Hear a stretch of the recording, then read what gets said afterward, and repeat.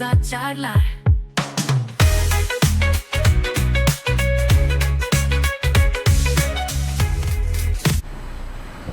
Buenas, ¿cómo están todos? Miren la remerita con el Diego, se las quiero mostrar. En general vengo con unas chombas que son más lisas, pero hoy quería hacer un tributo al Diego. Vamos a saludar a nuestro operador. ¿Cómo andas, querido? ¿Cómo estamos, Pedro? ¿Todo bien? Muy bien, muy bien. Estamos en vivo, como siempre. Hoy es 22. Hoy es 22, ¿no? Sí. 21, mira, encima me equivoqué. 21 de marzo, son las 8:24 de la tarde. Y quiero presentar a nuestra invitada. Ella fue ministra de Salud, fue directora del Hospital San Luis, fue presidenta de la Sociedad del Estado de Ramón Carrillo, estuvo a cargo también del Comité de Crisis en la pandemia. Estamos hablando de la doctora María José Sanglá. Bienvenida. ¿Cómo está? Bienvenido. Buenas gracias por la invitación. Como te estuve comentando, y como saben la gente que nos se ve por YouTube, que nos ve en vivo, y la gente que nos escucha por la radio, la primera pregunta que le hacemos siempre a un invitado que viene por primera vez al programa es sobre lo personal, sobre lo humano, porque nosotros creemos en este programa que hay que humanizar la política, humanizar a los políticos que son partes de la sociedad. Y entonces me gustaría que nos cuentes cómo fue tus primeros inicios, primero en la política, en el sentido de cómo te enamoraste de la política o de la gestión pública, o esa vocación, cómo surgió, y que nos cuentes un poquito cómo ha sido tu infancia o tu adolescencia. Primero, bueno, soy oriunda de San Luis, nacida y criada acá en San Luis, hijos de Puntano también, mi papá Carmelo Sanglá, médico, y mi mamá Marta Urteaga era docente de la Universidad de San Luis, ambos oriundos de acá, de familias tradicionales de la provincia de San Luis. Nosotros somos 3 hermanas, yo soy la más chica, después está María Violeta, que es del medio, ella es geógrafa, y María Soledad, que es licenciada en Ciencias de la Computación. Y estoy casada, estudié medicina en la ciudad de Mendoza, en la provincia de Mendoza, y estoy casada con un colega que es cirujano, y tengo 2 hijos, Benicio de 11 años y Elena de 4 años. Te podría decir, yo egresé en la universidad en el 2004. Mi primera especialidad ya hice acá como residencia, que fue medicina general, y luego hice la segunda especialidad, que es emergentología. De todos los años de mi carrera, te podría decir que el 90% lo hice en la salud pública, y en la salud pública de San Luis. Tuve un lapso en el medio de 3 años que me fui a vivir a Río Negro, pero volví.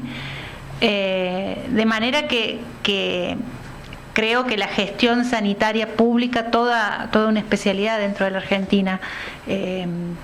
Creo también que mi especialidad de base, la emergencia, me lleva a ejercer dentro de la salud pública. Creo que la emergencia en Argentina, o por lo menos en las ciudades del interior, la emergencia sea solamente en los hospitales públicos, y eso me llevó a estar en el hospital público, a estar en la carrera sanitaria y ejercer ahí. A partir de ahí creo que fui subjefa de la guardia, fui jefa de la guardia, fui directora del hospital, después fui ministra, bajé nuevamente a la guardia, subí nuevamente a ministro, después, bueno, comité de crisis, etcétera. Creo que toda esa gestión de un hospital público te llega o a querer u odiar la política. Creo que política hacemos todos, día a día hacemos política. Creo que la palabra está enviciada actualmente y está mal catalogada. Todos hacemos política, desde que nos sentamos a hablar con otra persona hasta que gestionamos cualquier cosa. Todo es política, es la interrelación entre los humanos. Una de las tareas que vos tuviste fue en un hecho muy importante, 2 de hechos, pero me estoy refiriendo a uno anterior, que fue la tragedia de Sanjitas. Vos tuviste un rol ahí. Contanos qué es lo que tuviste que hacer, cómo fue esa experiencia dentro de la que debe ser la tragedia más grande que ha tenido la provincia. Sí, sí, en cantidad de víctimas sí. Nosotros habíamos vivido accidentes múltiples, pero principalmente el mayor productor de accidentes múltiples, te hablo medio técnico desde la emergencia, son las rutas provinciales en este momento. Habíamos tenido varios accidentes de colectivo. Y Sanjitas, yo ese día yo en ese periodo era subjefa de la guardia y estaba posguardia, o sea, estaba salida de guardia, y una médica, la doctora Canepa, que era jefa de día, me avisa que está yendo al accidente. A partir de ahí el jefe de la guardia, que era el doctor Allende, me activan hacia el hospital. y mi lugar, o sea, el hospital se pone en código rojo, todo en un protocolo que nosotros internamente lo teníamos, pero que era muy práctico o muy realizable para adultos. Nosotros nunca habíamos recibido niños. Y me tocó estar, en ese momento yo hice triage hospitalario, que significaba parada en la puerta, donde cada una de las ambulancias que teníamos las clasificábamos para dónde se movían, si para guardia de niños o para guardia de adultos. Nosotros habilitamos la guardia de adultos para la asistencia de niños, porque eran niños grandes, niñas grandes. Una experiencia terrible, impactante para los que por ahí estamos entrenados en salud. Fue rápida. Nosotros nos hicimos todas las críticas habidas y por haber después, pero nosotros el hospital lo evacuamos y lo llevamos a la normalidad de su funcionamiento rápido, muy rápido. Bueno, vos, como se sabe, como sabe toda la gente, además por lo que te expliqué todos los cargos que has tenido, ya los conté a la gente, tenés muchísima experiencia en salud. Y uno de las, por lo menos esta es mi opinión particular, uno de los puntos más flacos que tiene el gobierno de la provincia en este momento es justamente salud. A mí me gustaría que cuentes, yo te diría, yo digo que le expliques al gobernador, pero por lo menos explicarle a nuestra audiencia, cuál es el proyecto de Ramón Carrillo, porque yo tengo la idea que no lo han entendido, que creen que es otra cosa. Entonces, más allá de que hagas o no una crítica directa hacia el funcionamiento actual, me interesa muchísimo más que expliques cómo es el funcionamiento ideal o cómo es el proyecto, para qué se construyó y cómo debe funcionar, por lo menos en la idea que vos tenés y que vos tenías de ese hospital.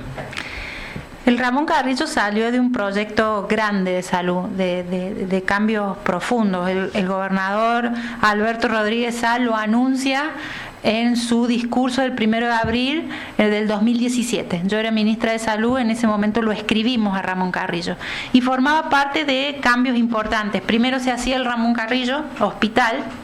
Luego la idea era hacer el hospital pediátrico, donde el objetivo o el lugar más importante era hacerlo en la maternidad provincial Teresita Baigorria, refuncionalizando la maternidad y agregando todo lo que era pediatría, una vez que el hospital pediátrico naciera mentalmente, porque siempre el hospital pediátrico tuvo muy atado al adulto en el Hospital San Luis. Y no solamente la comunidad, sino también los profesionales debían madurar en su cabeza la existencia de un hospital pediátrico, que es lo que está sucediendo en este momento. Y el Hospital San Luis se transformaba en hospital de crónicos una parte, y en la parte administrativa de salud, y un centro de salud para el centro provincial, que en este momento lo carece. Hospital Central Ramón Carrillo nace en esa magnitud porque yo me acuerdo que siendo ministra de Salud hicimos muchísimas reuniones con las instituciones privadas para que proponiéndoles inversiones de salud, que ellos invirtieran, porque la gran problemática que tenía la salud pública, entre comillas, y también hay que entender la definición de salud pública. Salud pública no es igual a gratuidad. Salud pública no es igual, es gratis. La salud pública es destinado principalmente a pacientes carenciados y es la disponibilidad de salud a pacientes carenciados. Pero salud pública en general tiene que ver con todas las políticas sanitarias. No solamente el asistencialismo, sino los marcadores, los indicadores sanitarios. Y en las políticas sanitarias interviene el sector privado, por supuesto. Porque si vamos a ver mortalidad infantil, en el sector privado se atienden chicos, si vamos a ver vacunación también, si vamos a ver control de niños sanos también, si vemos enfermedades crónicas también. Todos esos son indicadores que los maneja Maternidad e Infancia y que son los que a nivel nacional marcan la calidad de salud. Cuando se mira la salud de una provincia, cuando tenés que marcar la calidad de salud, mirá indicadores. Lo primero, ¿cuál es tu mortalidad infantil? ¿Cuál es tu mortalidad neonatal? ¿Cuál es tu mortalidad materna? Esos son los indicadores que midan la calidad y dice la calidad de la salud de esta provincia es buena o mala. A partir de ahí, que no obtuvimos respuestas favorables del privado, hubieron varios proyectos, pero no pudieron alcanzar el préstamo debido a los requisitos, bueno, etcétera, etcétera. El gobernador decide la construcción del hospital, a sabiendas que la idea era abarcar la tecnología o la profesionalidad que en San Luis no había, que los puntanos nos íbamos a buscar afuera y nos estamos yendo en este momento a buscar afuera. Ahí nace Ramón Carrillo Y como nosotros sabíamos que la ley nacional que existía para la asistencia de las obras sociales en hospitales públicos era el sistema de autogestión, el sistema de recupero de gastos se llamó después, en el cual el paciente que tenía una obra social la presentaba en el hospital público y a partir de ahí el hospital público se encargaba de cobrarle a la obra social, pero le cobraba con otro nomenclador. El nomenclador son los precios, como para que se entienda, un nomenclador que era regido por ley y que no era el mismo que regían las instituciones privadas. O sea, la internación, no sé, un ejemplo burdo, la apendicitis que operaba una clínica privada no era pagada igual en un hospital público. Cuando vos decís que no es pagada igual, ¿estás diciendo que el precio es menor? El precio siempre era mucho menor, porque este nomenclador se actualizaba por ley, etcétera, etcétera, y era complicado. Por otro lado, había puntos importantes que no se pagaban, el día cama, la hotelería, etcétera, etcétera. Entonces, siempre el hospital público salía perdiendo en cuanto al recupero de gasto con respecto a las obras sociales. Y a su vez nos hacíamos cargo del paciente público. Y por otro lado, nunca podíamos dilucidar desde el sistema público cuánto realmente era. O sea, el presupuesto de salud era tanto, pero cuánto realmente nos costaba ese paciente, desde que se ingresaba hasta el alta. ¿Cuánto había salido? Porque uno tiene en cuenta honorarios médicos, insumos, medicamentos, hora quirófano, limpieza, hasta el administrativo que trabaja en la historia clínica de este paciente. No lo podíamos dilucidar. Y así salió Ramón Carrillo, un hospital tecnológico donde a mí me tocó trabajar mucho en la mesa de trabajo de los planos, etcétera. Una de las particularidades que hicimos prácticamente un llave en mano, o sea, en la misma licitación de obra hicimos equipamiento. Eso fue estuvo mucho a la vanguardia de los constructores sanitarios a nivel nacional e internacional, de haber tenido esa lucidez en el mismo pliego. Bueno, y después trabajamos mucho en la forma de administración. Para sacarlo de hospital público y no entrar en la ley de recupero de gastos, se crea un ente descentralizado que es la Sociedad del Estado. Una sociedad del Estado que funciona como una institución privada dentro de lo que es la legislación, pero que el 100% de los capitales son de la provincia.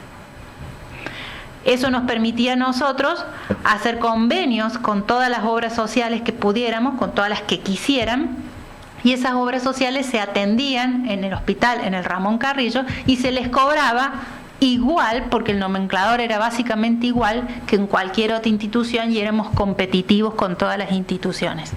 Y por otro lado, debido a los sistemas administrativos que teníamos, yo sabía lo que había salido el paciente. Entonces yo, Sociedad del Estado, le decía al Estado que en salud pública gasté tanto.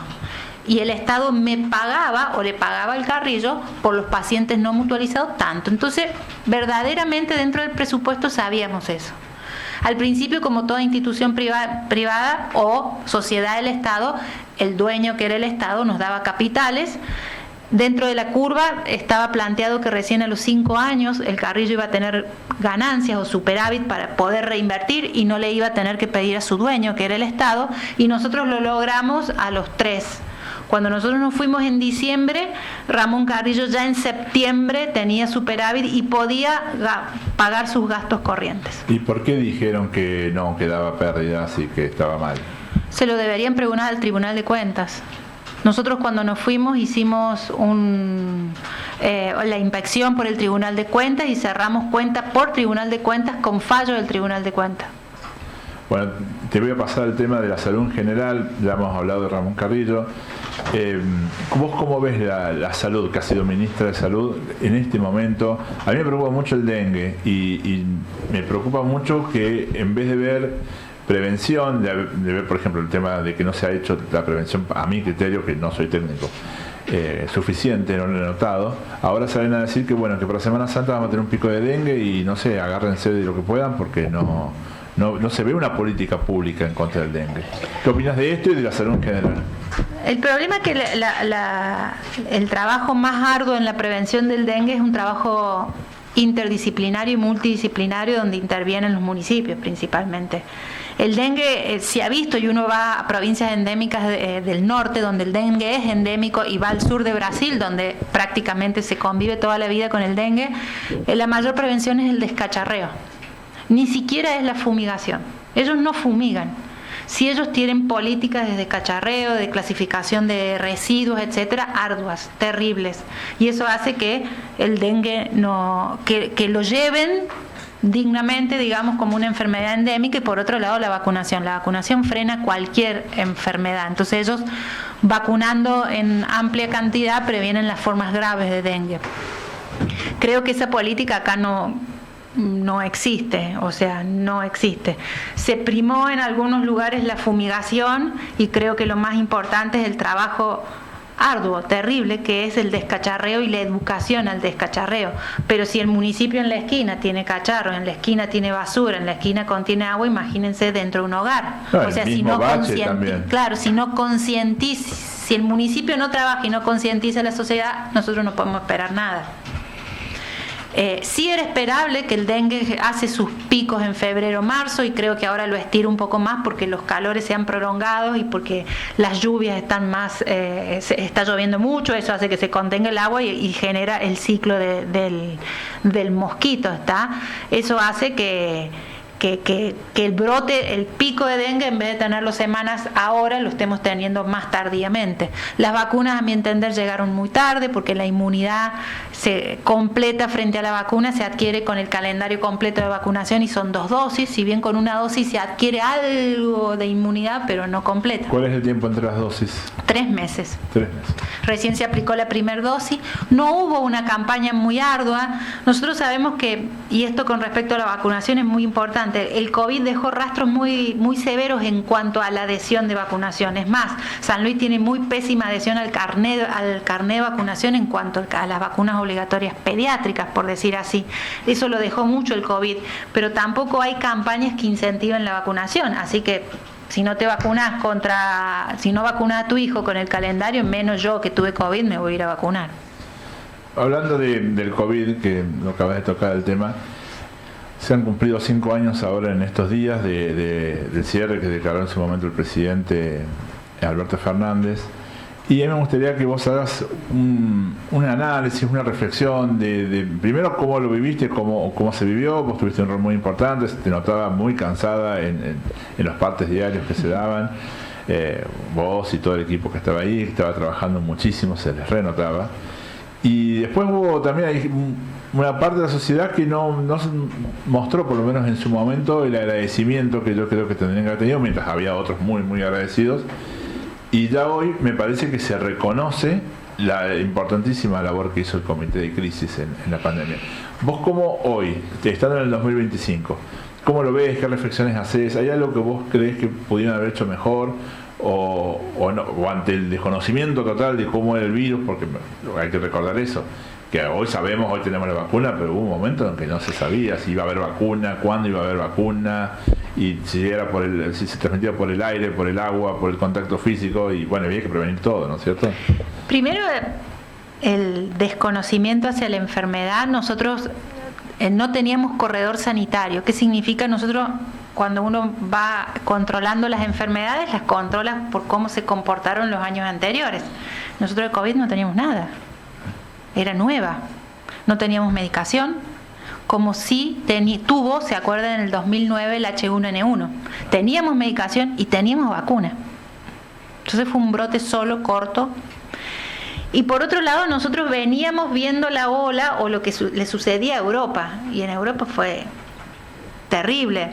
Yo, por ejemplo, tengo una prima que es médica, que es imagenóloga en Barcelona, y ella me llamaba y me decía: María José, que la gente se muere. Ella te decía: cierren, porque la gente se muere. En grandes hospitales de Barcelona, ellos ventilaban con las mesas quirúrgicas porque ya no tenían respirador.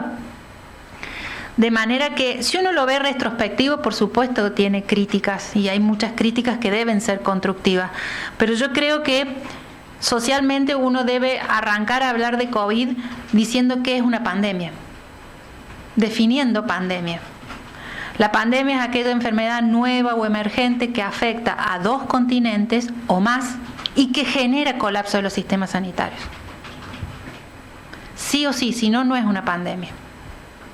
Después podemos criticar muchísimo si hubo aislamiento desmedido, no desmedido.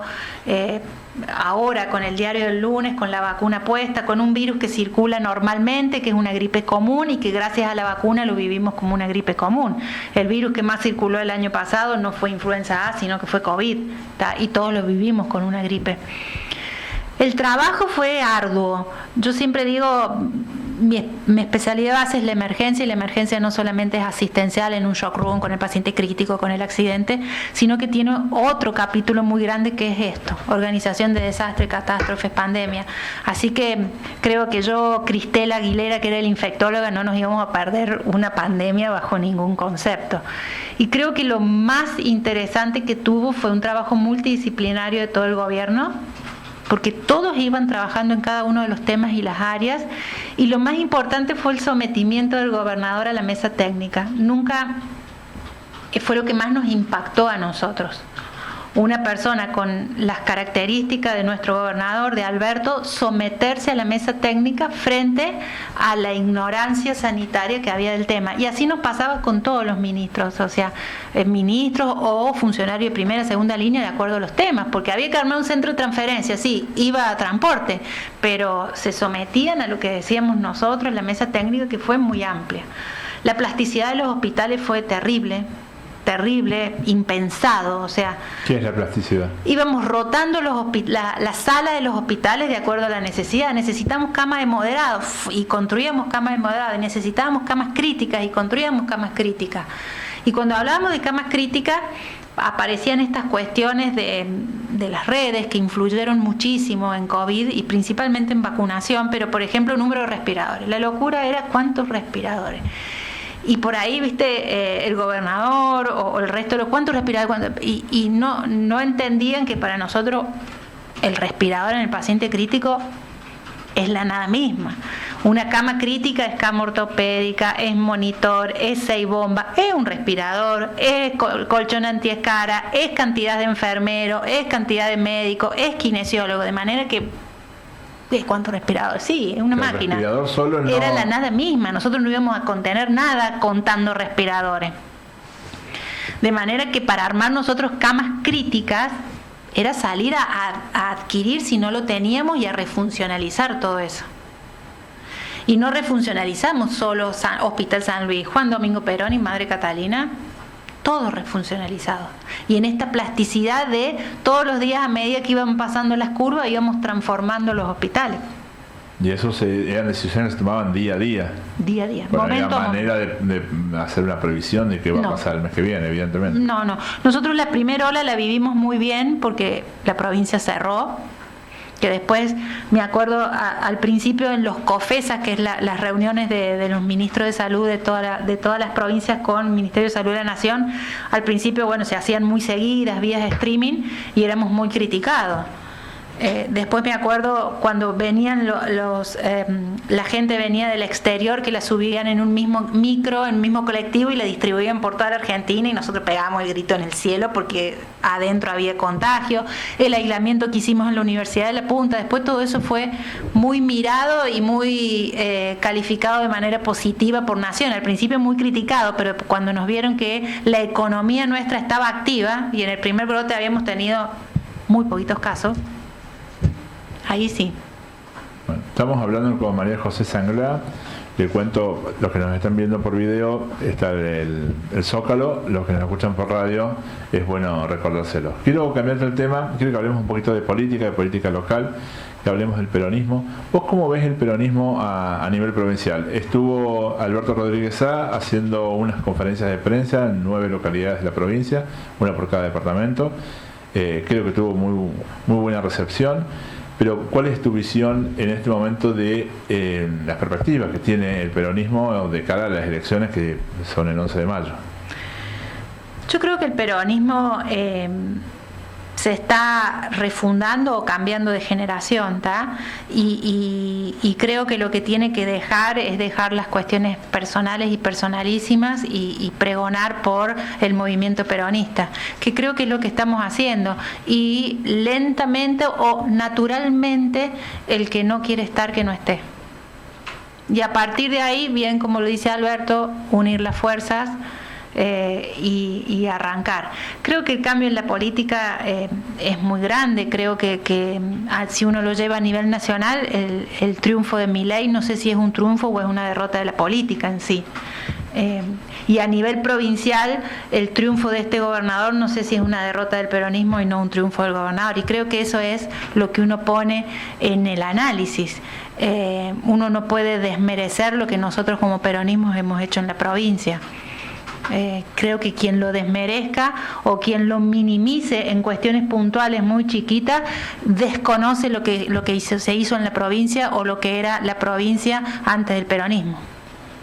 Una de las cosas que dijo Alberto en estas conferencias era, cuando le pidieron una reflexión de por qué habíamos perdido la elección, que uno de los problemas era que muchos funcionarios jóvenes, ministros, pero no se refería solamente a los ministros, sino a todos los funcionarios de la provincia, estaban más preocupados por pelearse, hacían lo que tenían que hacer, pero estaban muy preocupados por pelearse y no trabajaban en conjunto. ¿Vos lo viviste a eso? ¿Vos crees que era así? ¿Que vos notaste que había un problema en donde había, no sé si llamarlo grupos, o que estaban tratando de, entre ellos, limitarse en lugar de potenciarse? Yo creo que sí, y eso generó un desgaste interno importante. De creación, no sé si decir subgrupos fuertes, pero sí, de jóvenes o de grupos que se peleaban y que no se entendía el objetivo final. O sea, que el objetivo final era que el peronismo siguiera gobernando, o que las políticas implementadas por nuestro gobernador y que los objetivos estratégicos planteados por él, Ramón Carrillo, La Pedrera o las grandes políticas habitacionales, etcétera, se siguieran cumpliendo. Bueno, otra de las cosas que te quería preguntar, ya en una cuestión más municipal, que nosotros hablamos muchas veces acá del municipio, yo veo una degradación constante de la cantidad de baches, el tema de las cloacas, el tema del agua potable. ¿Cuál es tu visión al respecto? Si vos ves la ciudad en el estado deplorable, que la veo yo también, y no sé si tenés algún consejo para el intendente, a ver qué puede hacer para solucionar el tema que es realmente terrible. Yo creo que tanto al municipio como al gobierno les falta el para dónde vamos y qué es lo que queremos como gobierno. Nada más ni nada menos nuestros objetivos estratégicos y cómo vamos a llegar a nuestros objetivos estratégicos. Creo que los objetivos más importantes de un municipio, cloaca, luz, barrido, limpieza, lo mínimo e indispensable que tiene que tener un municipio y de cómo lo voy a hacer. Siempre digo que estuvieron 8 años para prepararse. 8 años para prepararse. Y en el caso del intendente, tuvo pérdida de elecciones. O sea que si lo está haciendo ahora sí, como lo iba a hacer antes. Creo que no hay objetivos estratégicos, no hay cambios profundos. Porque uno puede plantear, si te lo puedo decir yo desde la salud merece cambios, sí, profundos. Lo llevamos al municipio. El municipio tiene un problema de cloacas terrible, de crecimiento de la ciudad, de falta de planificación, de obras a destiempo, y que tiene obras o caños de cloaca que tienen más de 100 años y otros tienen 50, y que la presión y que nada. Bueno, ¿y qué vamos a hacer? Claro. ¿Cuál es el problema, creo yo? Y hablo de la cloaca. La cloaca no es una obra visible, vendible políticamente. Es una obra sanitaria sumamente necesaria, sumamente costosa, pero hay que enfrentarla y decir que la va a terminar el gobierno que sigue, porque yo no voy a alcanzar a hacerla, seguramente, pero hay que hacerla. Claro, y además de, siempre nosotros hablamos de los riesgos que tienen que ver con la infraestructura, porque una cloaca que se rompe, más en la tierra de San Luis, que es arenosa, se hace un socavón y pasa lo que pasó, por ejemplo, en la Finor, pero también está el problema sanitario. Exactamente, el problema sanitario, y ¿sabes lo que yo veo? La falta de tecnicismo. Porque uno políticamente tiene que hacer todo, pero al lado tiene que tener una pata técnica. Entonces, ¿hay alguien que verdaderamente maneje el sistema de cloacas? ¿Hay alguien que maneje la red de agua? Bueno, no hay nadie que esté en bromatología, Y tenemos en este momento un problema bromatológico, y lo dije en la editorial, te lo digo a vos y te pido tu opinión. El intendente dijo que bromatología está para controlar a aquellos que hayan pedido la habilitación. Solamente controla a esa gente y no a todos los que transporten alimentos, no a todos los que venden alimentos. A mí me gustaría que nos cuentes desde la parte técnica tuya, ¿cuáles son los riesgos para la salud? Esta gastroenteritis que han tenido los chicos, ¿es lo máximo que puede pasar o hay cosas más graves que podrían pasar? No. La gastroenteritis, que es básicamente vómitos y diarrea por una intoxicación alimentaria, las consecuencias más importantes es la deshidratación. La deshidratación uno puede decir, bueno, la deshidratación no. En niños la deshidratación se divide en leve, moderada y grave, y la grave es causa de shock. Y lo más temido, pero que ocurre en niños pequeños, es síndrome urémico hemolítico, o sea, la falta de una buena cocción de las comidas que genere intoxicación bacteriana y que a los chicos les genere nada más ni nada menos que síndrome urémico hemolítico. Este verano hubo, no sé si brote porque no sé la relación que hubo con respecto a los años anteriores, pero hubo importantes casos de chicos internados en la terapia intensiva del departamento Junín por síndrome urémico hemolítico. Las consecuencias son grandes, no solamente para la salud, sino días de falta a la escuela, días de falta de trabajo de los docentes, o sea, vamos sumando todo. Y lo más grave, no cumplimos con nuestro objetivo. ¿Cuál es el objetivo del PANE? Alimentar, nutricional es la N. Bueno, si les damos comida en mal estado y los chicos encima tienen gastroenteritis, descienden más de peso, etcétera, etcétera, no cumplimos nuestro objetivo. Yo creo que cuando uno plantea políticas, y esto fue una política del gobernador, que es plantearle alimento a los chicos, el PANE y sacar la copa de leche, uno tiene que pensar antes de largarlo. ¿Tengo la estructura? San Luis tiene estructura para producir, no me acuerdo el número, pero miles y miles de viandas por día. No la tiene. Bien, vamos a crear los emprendedores, los emprendimientos. Bueno, pero los emprendimientos son sometidos ¿a qué para elegirlos? El año pasado tal vez existía el decreto de emergencia en el cual uno podía elegir y bueno, era un plan nuevo, no estaba previsto, etcétera, etcétera, cumplía con la emergencia, entonces elegimos a dedo o en directa. Si uno habla de la jerga contable se dice se elige en directa. Pero este año es previsto el gasto. Entonces, ¿por qué no se somete la elección? Cuando uno dice somete va con pulsa, va a licitación y no es por un capricho, por una transparencia, porque dentro de eso está el pliego de condiciones que debe cumplir una empresa que manipula alimentos. Y ahí están las habilitaciones correspondientes. Y tiene un alta dada en compras. Cuando uno da un alta en compras en capital humano, dice el rubro para qué él va a proveer y para qué le va a vender al Estado. Y si es un rubro de alimentos, se desprende un sinnúmero de habilitaciones, entre ellos bromatología. Que debe controlar. Y si va a trasladar alimentos a su vez, es otra cuestión, porque una cosa es que yo cocino y entrego, que soy un restaurante, y otra cosa es cocino y traslado. Sí, que entonces son muchos los puntos. Todos esos puntos hay que unirlo y decir, en San Luis, ¿se puede hacer eso o no? Y si no se puede hacer, ¿qué hago yo para llegar a este objetivo? No es largo el PANE y saco 10.000, 14.000, 20.000 viandas por día. Y esto se transforma en un éxito de números. Porque también vayamos para atrás y hagamos un sincericidio. ¿Cuántas de esas viandas van al tacho de la basura? No, muchísimas. Entonces, ¿está cumpliendo el objetivo del PANE de alimentar chicos? ¿Alimentamos tacho de basura? ¿O es solamente números magistrales de millones y millones de viandas puestas ahí? No, igual hay una indolencia que a mí me llamó muchísimo la atención, que la respuesta de que había 200 y pico de chicos intoxicados dijeron, bueno, pero nosotros ya hemos entregado más de 2 millones de viandas, así que en definitiva... No, pero son 200 chicos en este brote. ¿Y el año pasado?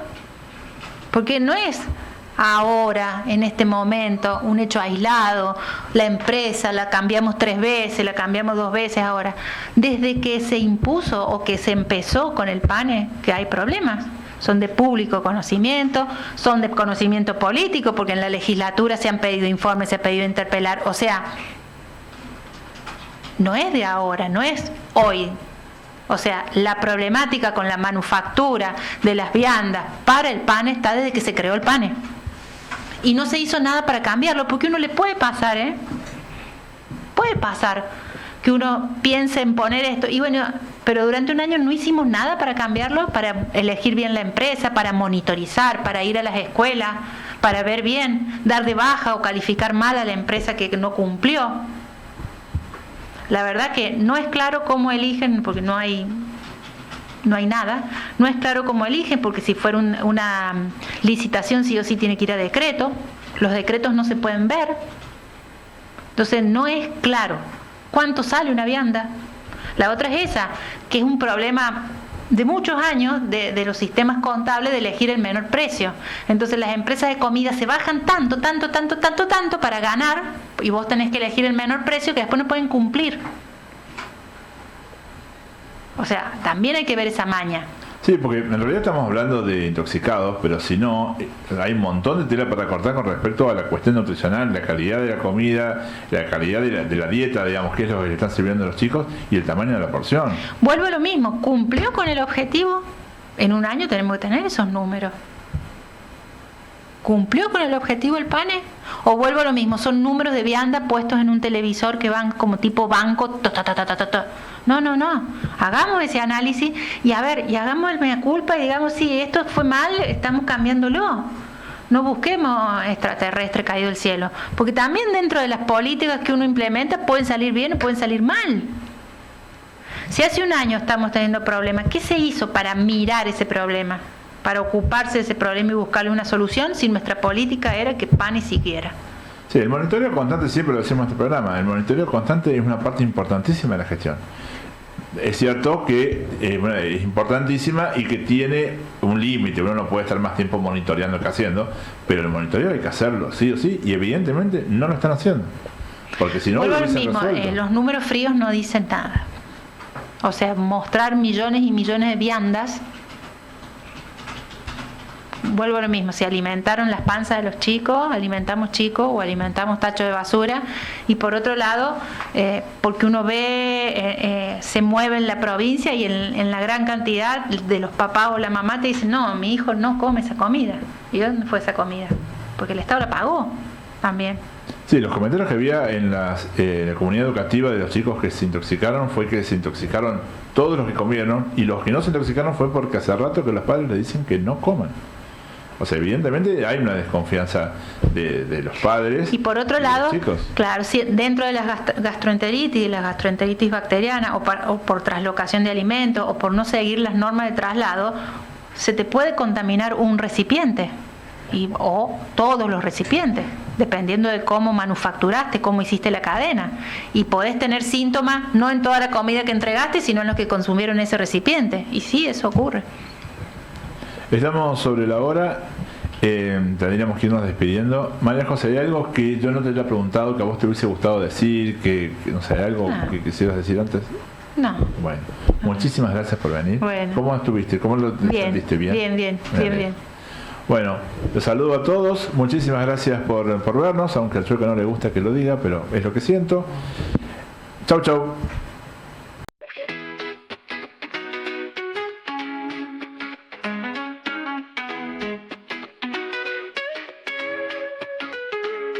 El día de la semana de ponernos a charlar, miramos lo ocurrido.